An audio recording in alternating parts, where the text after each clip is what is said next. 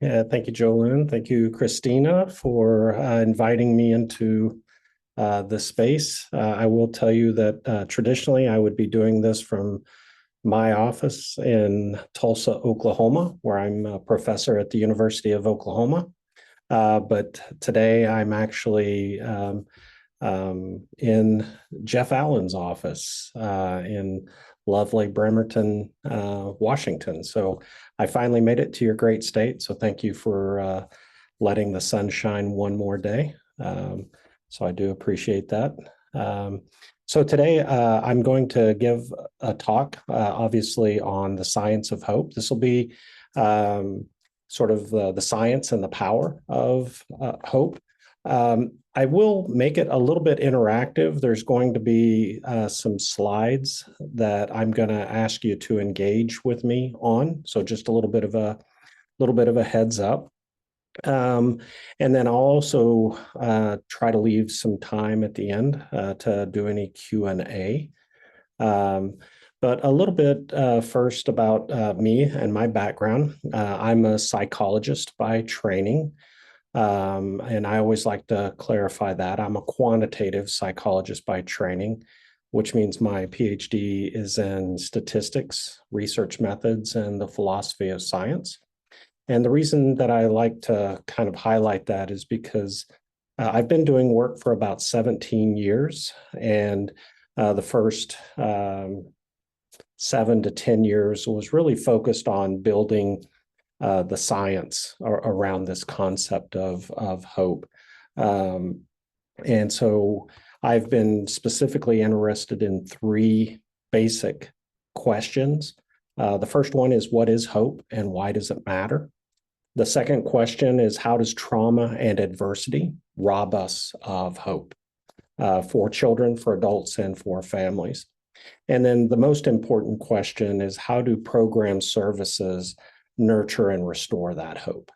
So that research has really informed all of the curriculum that we've developed and all of the trainings that we're giving across the United States. In 2022, the governor for the state of Oklahoma declared that Oklahoma would become a hope-centered state.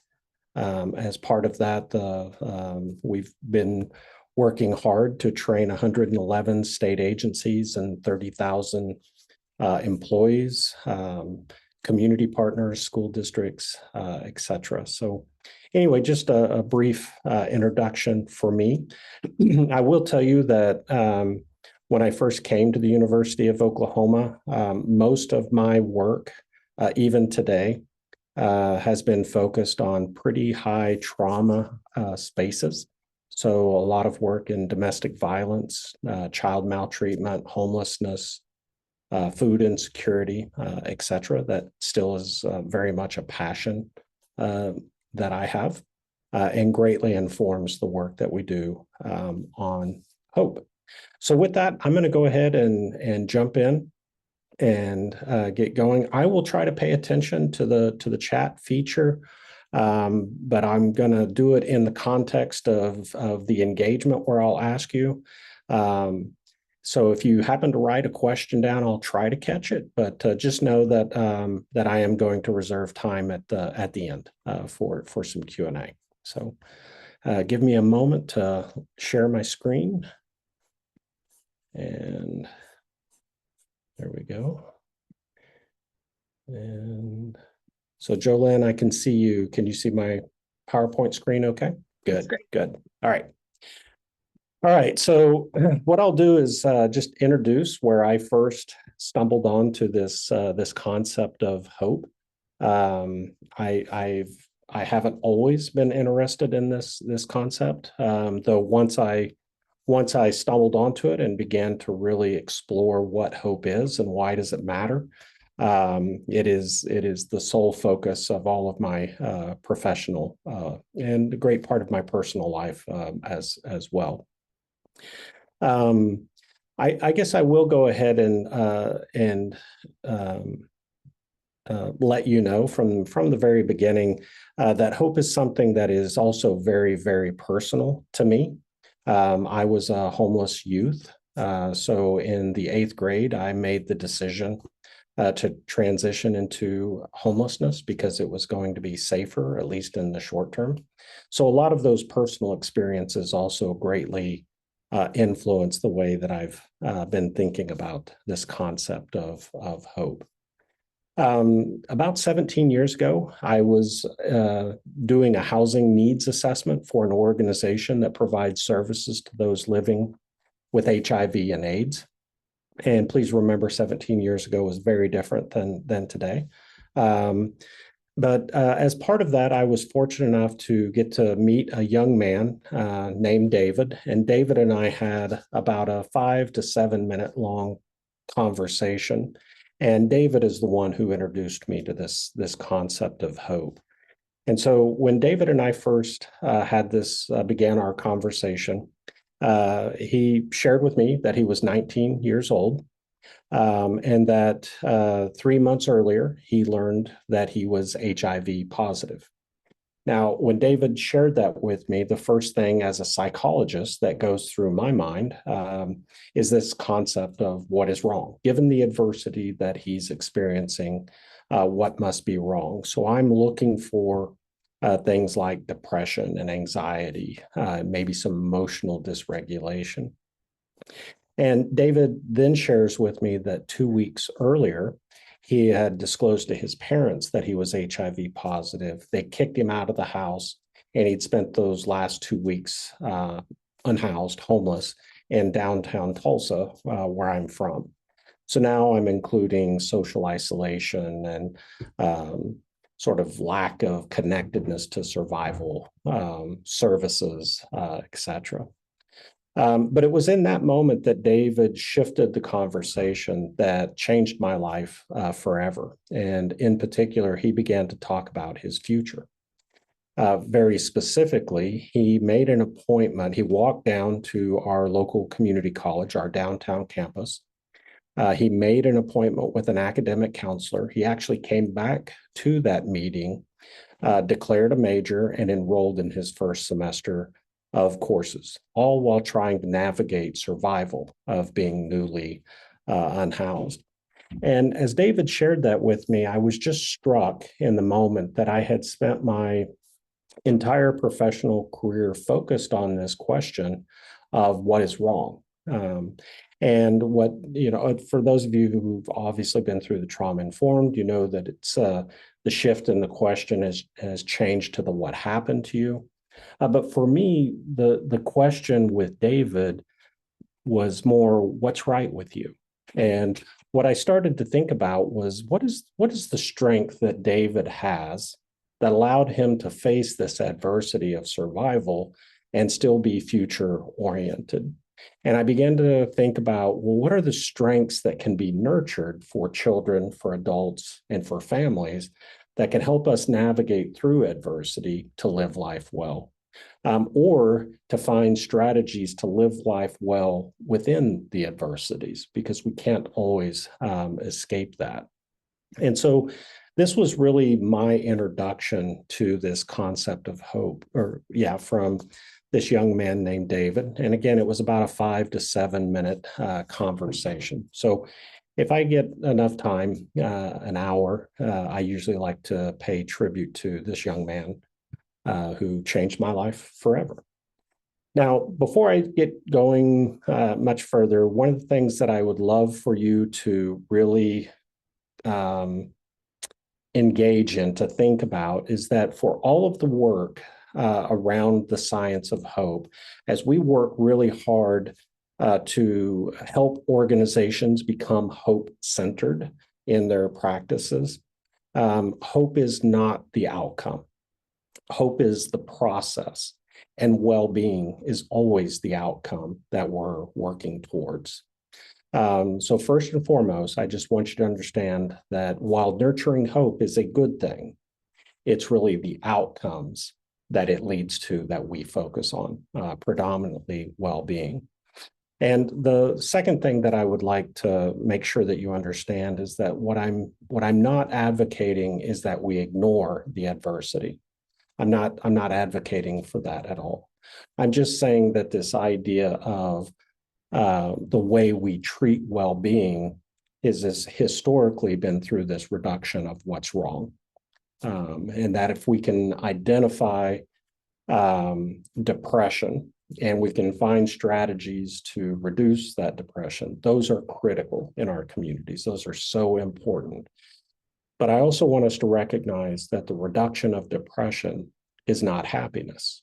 And so the reduction of the adversity is only half of the journey. That's what this framework of hope is intended to promote. So again, just this idea that well-being is more than the reduction of what's wrong. Now, you all are very, very familiar, much more familiar than many other states that I work with, including Oklahoma, around the adverse childhood experience. So I don't really want to spend a lot of time on this, but I do want to show you how we integrate things like the adverse childhood experience into the curriculum in a hope-centered and trauma-informed way. And so at the national level, the Center for Disease Control, as you know, the prevalence of the adverse childhood experience in our communities is quite high. About 2/3 of the adults in our communities experience one or more of these adversities. In Oklahoma, we rank number 1 in the nation with children who have an ACE score of 3 or higher. And so at the national level, the average ACE score is a 1.61 through the latest prevalence data. But what I want to show you is some of the spaces that we've been building hope-centered programs in. One of those, one of our partners in Oklahoma is our Department of Corrections. So we're building hope programming to nurture hope and well-being. And you can see with incarcerated women, the exposure to adversity is significantly higher than the national average. Also working with juvenile affairs, actually in several states, but the exposure there is quite high as well. Now, here's where I'm going to ask you to engage with me in the chat function. So just a little bit of a heads up to get ready. This is Oklahoma. So this is foster youth between the ages of 14 and 17. And you can see their average ACE score is also significantly higher than the national average. Excuse me. So for foster youth between the ages of 14 and 17, what would you estimate is the average number of placements experienced by this group of transitional age youth? So just type in the chat function if you don't mind. Great, 7, 10, thank you very much. 6, very good. Great, very good. So as you see those continue to scroll, very good. In our statewide study of foster youth in Oklahoma, the average number of placements was 22. On average, transitional age foster youth were experiencing 22 different placements. But if you consider the idea that foster youth enter into the system, say at the age of 8, you only have to move twice a year to accumulate that large number of placements. And the reason I wanted to highlight that is because the adverse childhood experience doesn't capture this piece of the adversity. And so if we think about the impact that the instability of housing might have on youth, on young people, especially among transitional age youth who are considering adulthood and the choices that they will make are at this high level of exposure to adversity. Now, on a personal level, I'm not overly interested in the adverse childhood experience or any particular adversity per se. I'm much more interested in how it shows up, how the response to that adversity might show up in children, adults, and families. And more specifically, I'm much more interested in how this trauma response influences engagement into programs. So for instance, in the upper left-hand corner, you'll see that one of our publications demonstrated that an A score of 1 or higher resulted in significantly lower trust in others. And I like to be a little bit more blunt, that children and adults will report significantly lower trust in you. And so if I don't trust you, how does that influence the way I engage with you, that I communicate with you, that I participate in programming? So these are the various areas that hope is robbed as a result of adversity. And as part of understanding and thinking about and studying things like the adverse childhood experience and the potential trauma response, as we've been working in various communities, the transition professionally has really evolved as people and organizations become familiar. The common response we get is, what do we do about this? As a community, what do we do about this as an organization? What do we do about this as a teacher, as a parent, as a coach? And so the argument that we have is that hope is what we do about this. Hope provides a framework that can guide action, especially in the context of adversity and trauma. So I'm going to ask you again to engage in the chat function. When you think about the word hope, what comes to mind? What do you associate with the word hope?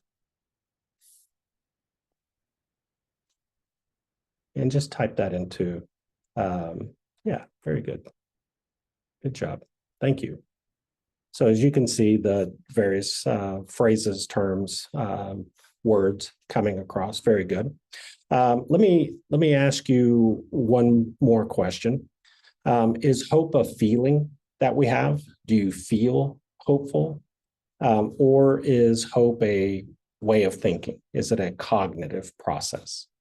Is hope an emotion, or is hope a way of thinking? And you can see most of the responses transition to both. You can see that. Now, we treat hope as a cognitive process. We treat hope as a way of thinking. And the reason this is so important for you to consider is because if hope was an emotional reaction, then at best we'd be able to help people manage those emotions, to regulate in some fashion those emotions. But because hope is a way of thinking, that it's a cognitive process, we know we can teach it. We know that it is something that can be taught, nurtured, and restored. So we are doing programming with 3- and 4-year-olds all the way across the lifespan. We know that we can nurture and teach hope. So here's our definition. Hope is the belief that the future will be better and that we have the power to make it so. So if I look at this definition and I break it in half, if I say hope is the belief that the future will be better than today, that by itself is really optimism. That's an optimistic expectation that things will get better. Hope is similar to optimism in that regard, but hope goes beyond through the latter part of that definition. That is that we have the power to make it so. So in this way, hope is about taking action to pursue that future. So one of the things that I really love about this concept of hope, even 17 years later, is the absolute simplicity of this concept. It's made up of these 3 simple ideas: goals, pathways, and willpower. Goals are the cornerstone of everything that we do with hope. From the moment we wake up until the moment we go to bed, each of us are pursuing goals in our lives, whether in the short term or the long term. We are goal-driven.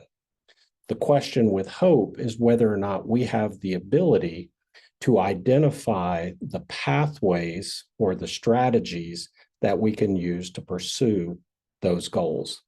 Pathways includes whether or not we even have access to the existing pathways that can lead towards those goals. So pathways is really the strategizing piece of hope. How do I get there from here? Um, so pathways thinking also includes the ability to identify potential barriers and to problem solve either around those barriers or to find alternative pathways or routes. So again, pathways thinking is the strategizing piece of hope. Willpower is really the mental energy that I have that I can use and dedicate towards those pathway pursuits. So I like to think about willpower as my ability to focus my attention and intention on those pathways when the rest of life, in the midst of chaos and crisis, can I remain focused on those pathway pursuits? Now, I'm going to unpack willpower a little bit more shortly, but you can see that the bolded term on this slide is actually agency. To be agentic is the actual correct psychological term and process. I prefer to use the word willpower for a couple of reasons. First and foremost, I'm training agencies all across the nation. And when I use the word agency, I don't want you thinking about where you work. So in that regards, it's just easier to use the word willpower. The other reason I like to use this idea, this concept of willpower, it's closely related to agency, but there's over 600 published research studies that help us understand what it is, how it's robbed, and sort of its impact into the context of adversity and trauma. Now, after meeting with David, I went back to my office on campus, and I actually drew this graph on my chalkboard. In my office, I have a real chalkboard, but I drew this graph because as I began to read and understand hope through what's referred to as Rick Snyder's hope theory, what it tells us is that in order to be hopeful, we have to have both pathways and willpower. We have to have both. So it might be, for instance, that I have the desire, the motivation, the energy, the focus on a particular goal. But if I don't know how to get there from here, or the pathways are so complex that I don't have any access to them, this would actually be lower in hope. I have the willpower, but no pathways. Now, alternatively, it may be that I have access to pathways, the strategies by which to pursue the goals, but I just don't have one more thing to give. I don't have the mental energy necessary to engage in those pathways.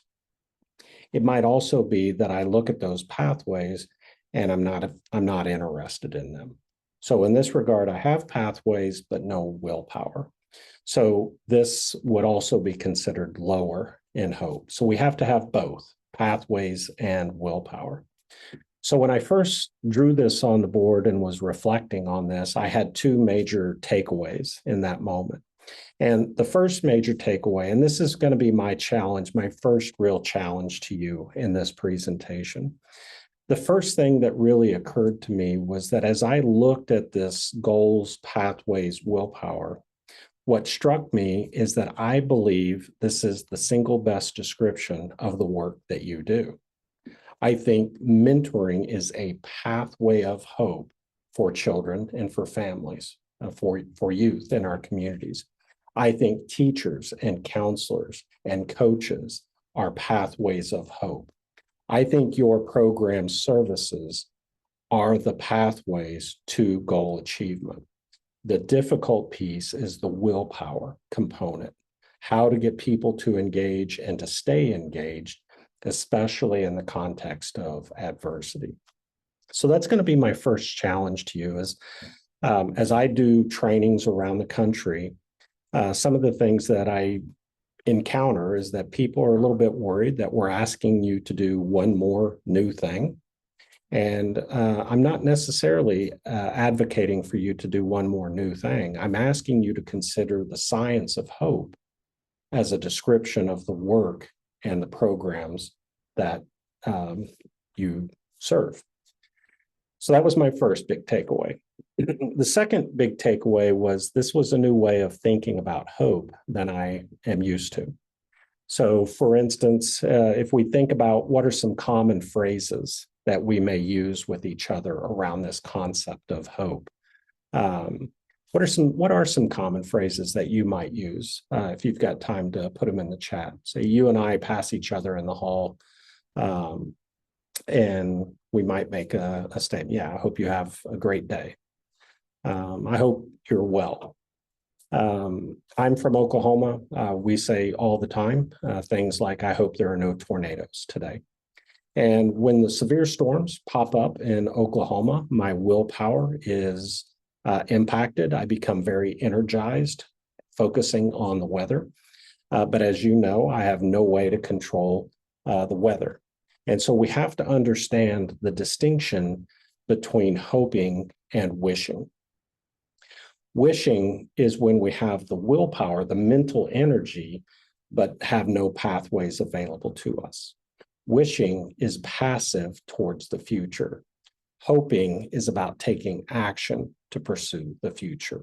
And that's the distinction. And it's such an important distinction because what you're going to recognize, for instance, if you, at the end of the day, share with somebody that you attended a presentation on hope, what I need you to understand is that the person you're talking to is going to interpret that as you attended a wishing session today.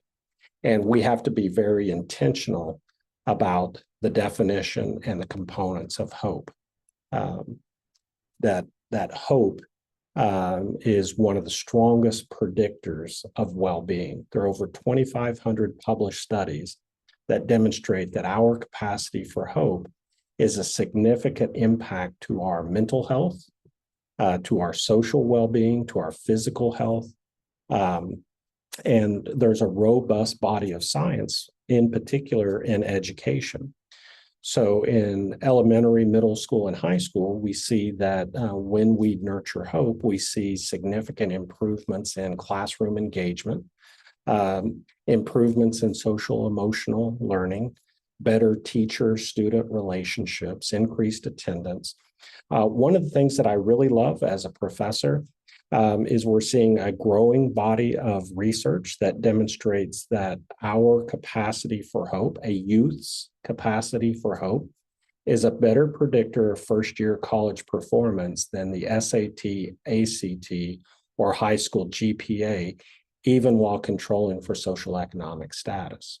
It's a stronger predictor of those outcomes and first-year retention. So one of the things that I want to share with us fairly quickly is how does trauma and adversity rob us of hope? And this first one to me is probably one of the most important ones for all of us to consider, because my guess is that your programs all involve one way or another goal setting or goal conversations in some fashion. So here's what we found in our early research. We've replicated it multiple times, but what we found is that when children and adults are experiencing adversity, we are much more likely to set goals that are avoidant in nature. That is, we're much more likely to set goals around outcomes that we do not want to occur. Alternatively, when we see hope nurtured, we see actually a transition towards an achievement mindset. Sorry, there's a phone ringing in my office and I don't know how to shut it off. So I'll just keep going. So it's really important to understand achievement versus avoidant goal setting. So let me give you a quick example of why that matters. So imagine the basketball player who steps out on the court and the mindset is, I want to get the ball and shoot the winning shot for the team. That is an achievement mindset. But imagine the same basketball player who steps out on the court and the mindset is, I hope they don't throw me the ball because I'm probably going to lose it and really disappoint my team. That is an avoidant mindset. But what I want you to consider is how those two players behave on the court. And what we find is that the nature of our goals drives our pathways thinking. The other thing that we found in our research is that when you and I are facing adversity, we're much better at short-term specific goal setting than we are on long-term broad-based goals. Short-term specific goals are a much better predictor of goal attainment and a much better predictor of hope than long-term goal setting. So let me give you a quick example as to sort of how that played out in my experience. As a homeless youth, every day in the classroom, my goal was to make sure none of my teachers, counselors, or principals knew that I was going through these issues. So I was trying desperately to keep all of this hidden. But when a teacher would come to me and say, Chan, you need to do better on your exams if you want to go to college or when you go to college. And I have to tell you that in that moment, I was so focused on where am I going to eat? Where am I going to sleep? How am I going to stay safe? That this broad, future-oriented goal of going to college had little to no meaning to me in that space, while I was in the context of survival. So short-term specific goals. Here's the other thing that I think is really critical. What we find, especially in the context of the adverse childhood experience, is that in the presence of adversity, pathways thinking becomes strained. That is, how do I get there from here? More importantly, what we find is that youth who've experienced adversity, like have an A score of 1 or higher, when they hit that first barrier in their pathway, they are much more likely to shut down. They're much more likely to know how to get around that. And so pathways thinking becomes difficult. What we've also found is that in the presence of adversity, we're more likely to experience a sense of urgency. And in that urgency, our pathways thinking is relegated to rash decisions. So we have to be very mindful of that. Now, one of the things that I love about the willpower research is it's really helped us understand this concept from 2 perspectives. And what I want to do is just take a moment and recognize that willpower is a loaded term. It's a very complex term, because it can come across as if you just wanted it bad enough, you could get it. Where there's a will, there's a way.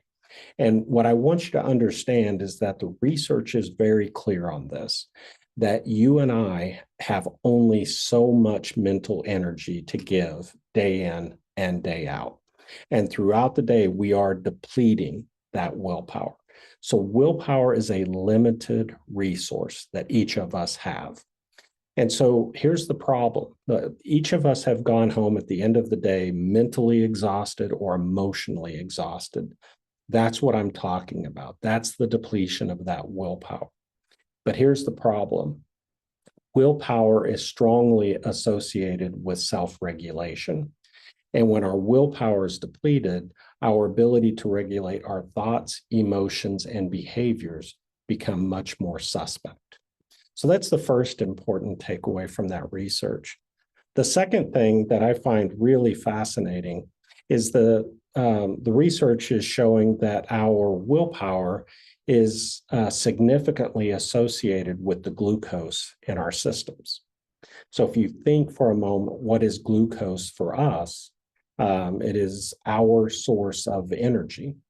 And when that glucose is depleted, so too is the willpower. So here's the big takeaway. Nutrition matters. Nutrition becomes a critical component for programs to nurture and to restore hope.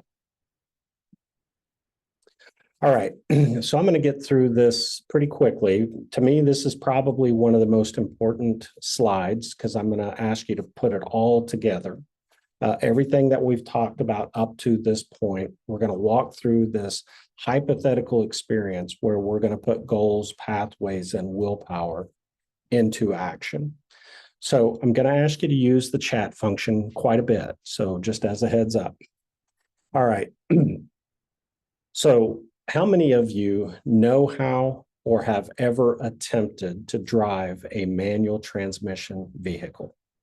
So just type in the chat function if you don't mind that you've ever tried or know how to drive. So you can see quite a few people are saying yes, which is fantastic.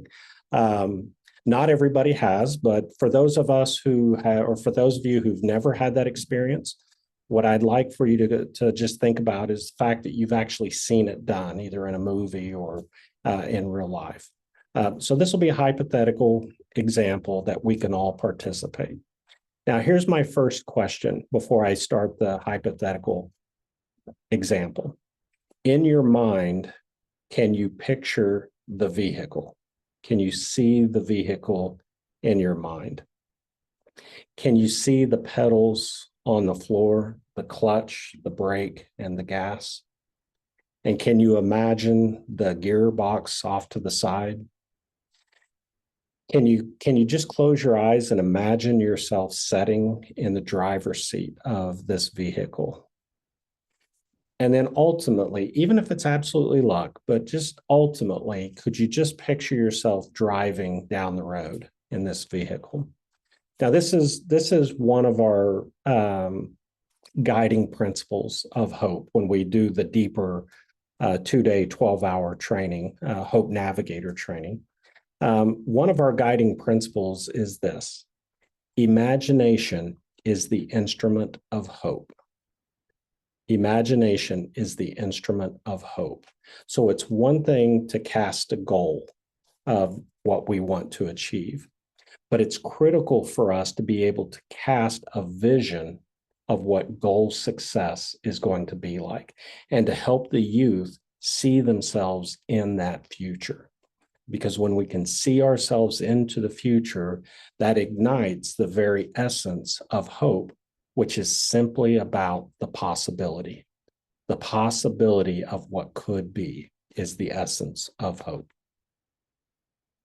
All right, so I'm going to invite you to imagine this with me. We're going to walk through you driving a manual transmission vehicle for the very first time. So for all of you who've had this experience, what I'd like for you to do is to remember that very first time. And then let's just imagine you're sitting in the driver's seat, you've got the car started, you're in first gear, but I want to put two small pieces of adversity here. First and foremost, you're parked going uphill, okay? You're on a fairly steep incline. So you're going to drive this car for the very first time, but you've got to go uphill. The second small piece of adversity, there's a brand new BMW parked immediately behind you, okay?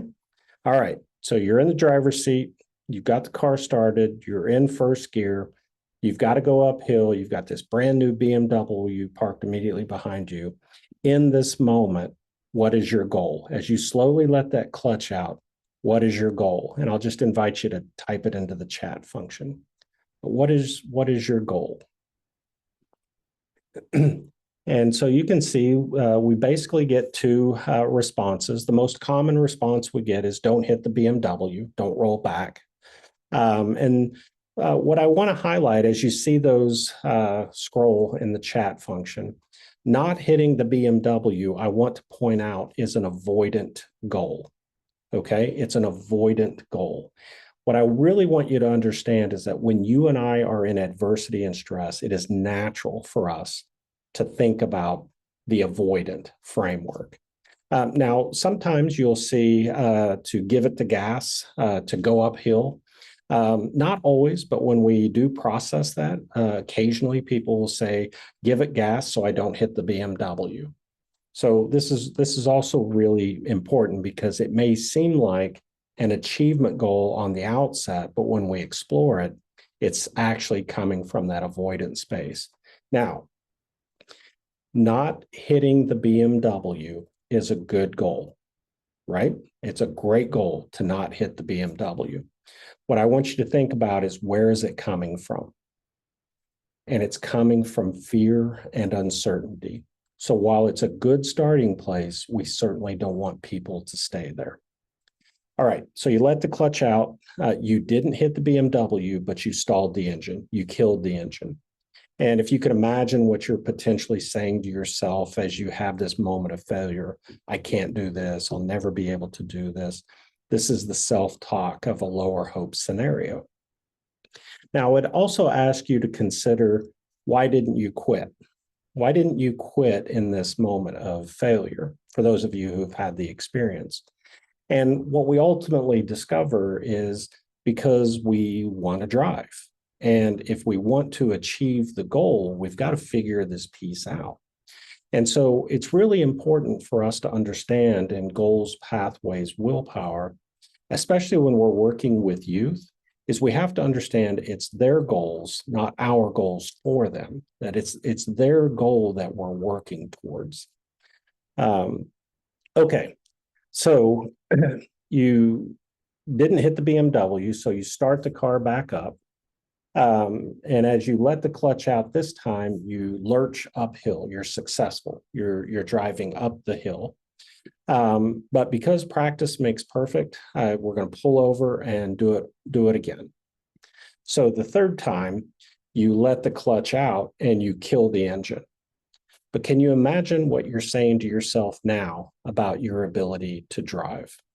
And it's typically things like, well, I've done it before, I can do it again. Even if it was luck, I've done it before, I can do it again.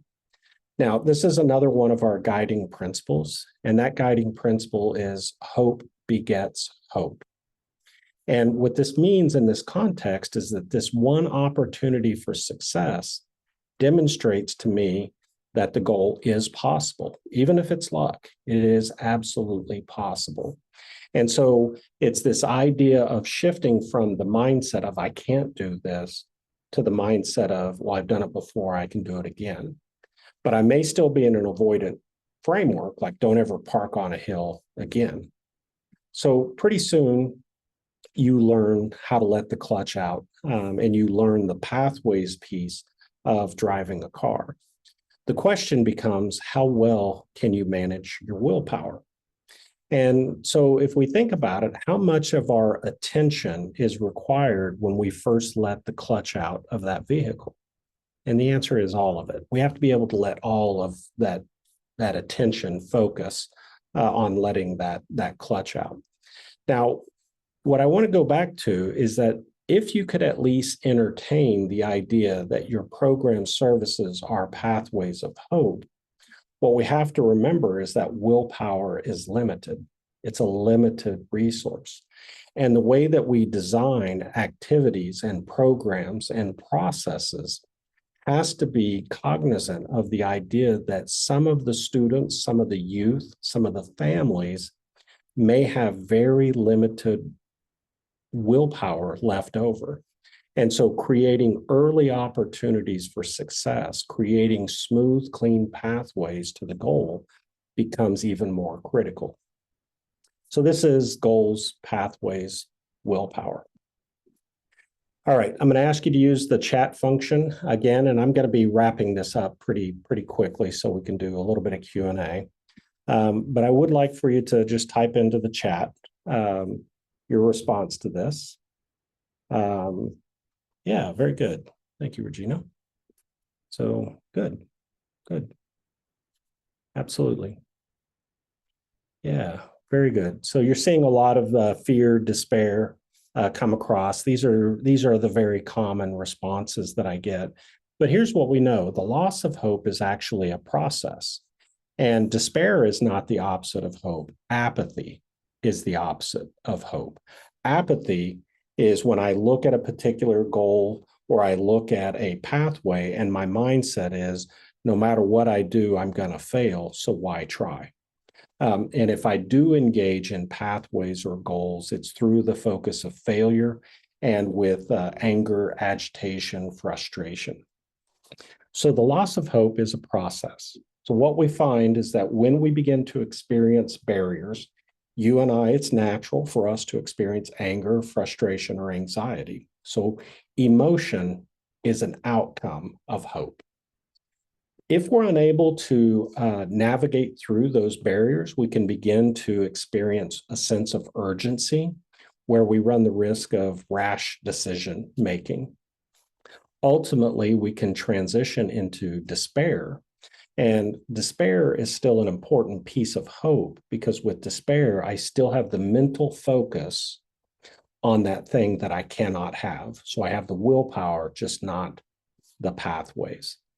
And so for me, these bottom three boxes become the most important places for us to nurture and restore hope. So think about where in your own life, where in your own experience, you've seen desperation, because this is the risk where despair can turn into a desperate act. So just real quick, this is the Healthy Youth Survey data, your data for the state of Washington. So we know that when youth score low on hope, they also have an associated high rate of depression. But when we're able to nurture hope, we can actually see lower scores on depression, very similar with suicidal ideation, very similar pattern. The good news is we know how to teach it. We actually know how to nurture hope. So we can actually see a statistically significant increase in hope in about 1 hour, in about 1 hour's worth of activities. And so just as the loss of hope is a process, so too is teaching hope or nurturing hope. And it starts with understanding what is hope, how is it different from wishing, what are its three components, and then it's literally goals, pathways, willpower. Now, earlier I said that hope is a framework for action. And here's my argument for that, at least in part. I think you can take any scenario through this idea of, is this a goal problem? Is this a pathways problem? Is this a willpower problem? And that provides a framework to begin taking action to move forward. So with that, I'm going to go ahead and stop sharing. And looks like just a few minutes, maybe 6-7 minutes for some Q&A. So I'll unshare and either type it in the chat, or we'll embrace the wonkiness of Zoom together and unzoom or unmute. Well, I had a question. Sure. In regard to the avoidant goal, how do you help those who are utilizing their avoidant goal and they're seeing results, but you can see that they're like struggling through it? Like if you're able to see that, what would you recommend? Yeah. So what I really first of all, I don't necessarily advocate helping them reframe that into an achievement goal. I'm not really that interested in it. If that person is setting in the space of an avoidant, that's exactly the best place to start doing hope. Not experiencing a particular outcome is a good starting place. So what I do is I lean into the short-term specific goals. So if somebody is in sort of apathy or despair or something, asking them broadly, what are your goals is not going to work. So what I lean into are things like domain-specific goals. What are our goals in relationships? What are our goals in education? What are our goals in employment, in leisure? So I figure out some of those domains that are of interest to the individual. We just talk about what are some goals. I will tell you that in some really hard spaces, there may be pretty still resistant to talking about goals. So I might transition and say, what are some goals, kids that, what are some goals they have? So I'm just getting the conversation started. And once I identify those goals, I'll ask them if there's any that they want to start with. And then I really lean into that. Imagination's the instrument of hope. I really lean into hope begets hope. And as we build, how do we get there from here? That's one piece of it. But Martin, it's really critical for us to break that down into a plan. So here's the pathway, but what are the steps? What's the first thing I've got to do? And then once I do that, what's the next thing I've got to do? So really lay out the roadmap with them, by the way. And one of the things that I didn't share, final kind of comment there, is one of our other guiding principles that is just a robust body of science behind this, but hope is a social gift. Hope is something that happens in relationships. It doesn't happen in isolation. So this is one of the reasons why I love mentoring programs. Or think about the importance of connection for those important transitions that youth experience, including, say, the first year of college, or more importantly, maybe that first semester of college, and why isolation is such a difficult and risky thing.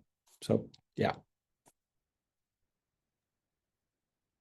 Jan, I think Paul was next with his hand raised, and then Regina. Okay, great. Yeah, I had a question. So we all work with folks with serious ongoing challenges, I'm sure. I know you have written a book, and I'm going to pick it up and read it. What other resources are there that I can now take and move forward with in a consistent, like learning more about this, how to help folks in some really tough spots? Yeah, so just so you know, I mean, this is my specific interest is, in high context of adversity and trauma. How do you do hope in the context of, not only this extreme adversity on a interpersonal level, but also poverty and, just really limited access to resources. How do you do hope in those spaces? And it's, one of the first things that I'll highlight is, it's not a one-time conversation. It's not a 5-minute. Hopefully you can see the importance of relationship building and trust in walking those journeys. Where doing goal setting is a daily event, right? It's not just what is your goal in education and then we're done for the semester. It's, what do you want to work on today? And how do we get there? In terms of resources, the book is good. It was published in 2018, so we've learned a lot since then. So you can actually Google, like, for instance, I've got a TED Talk that's pretty good, a little 20-minute. What we've seen some activities there is setting down with youth. I'm working with the juvenile affairs in Oklahoma, and our youth go through a hope curriculum where they see that and then they set and just literally daily conversations around goals, pathways, willpower. There's a few others out there. You can Google and find them pretty easily. There's one organization called Shine Hope that specifically looks at youth. They use a similar framework that I do. Catherine, and I'm having a difficult remembering her last name, but it's a pretty good resource. Just here's the thing. When you Google hope, you're going to get a lot of stuff, right? Just make sure it's goals, pathways, willpower, and not this, just call 2, 3, 4 hope kind of thing. It has to be actionable. That's the bottom line. It has to be able to give you something to do. Thank you. My question is, and by the way, thank you. This has been a very nice webinar. And I work for an organization that supports first generation students to take the effort to pursue anything after high school, college, trade school, apply for scholarships, financial aid. My question to you is, other than the individual, how can we help to develop hope within that particular student's community, not just the general community, the family, and the Mhm. people who would potentially support them as well? Sure. Yeah, great question, Regina. Thank you for that. First of all, I'm a first generation student. I've actually published quite a few studies on first generation students. Was interested early on in terms of even transfer from community college to the 4-year. I've also worked with our state department looking at, we called it ICAP, Individual Career and Academic Planning. I can't remember what your language was here in Washington, but that's hope. I mean, that is goals and pathways to those things. I will tell you, Regina, one of the things that I'm really interested in right now is this idea of collective hope. Where we know that individual hope is such a powerful predictor of individual well-being. So now I start to really think about this idea of what would that look like within a collective, and I think about the importance of student organizations, or, this connectedness to where many of us in this webinar could probably brainstorm and come up with 3 or 4 goals that we all share. And so then how do we come together in a social context to support each other towards that common goal? Part of that early work with first generation students was also looking at cultural influences, because just the way, for instance, Hispanic culture and family structure is a little bit different than, say, white culture or others. And so how do we embrace and celebrate those cultural influences around the values that drive my goals, pathways, and willpower? So I think, and that's part of what I'm talking about, this hope as a social gift, it's that connection.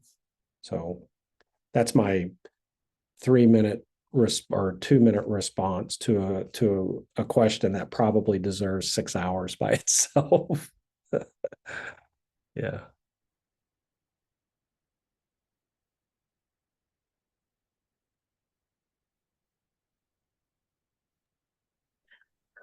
Okay, I know we are out of time, Dr. Hellman.